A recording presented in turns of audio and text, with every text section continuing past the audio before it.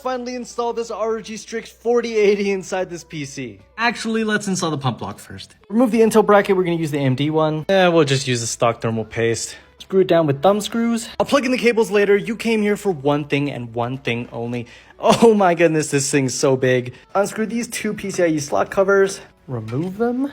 Push the tab down. Remove the PCIe connector cover. And we gotta line this up and drop it in.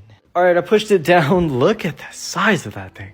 And let's plug in the power cable. Hopefully this thing doesn't catch on fire. Let's also install 3 F120 RGB duos down here as intake. And everything's installed. I think we can turn this on now. Like and follow for the last part where we turn this thing on. The video is already live on my profile. Or is it?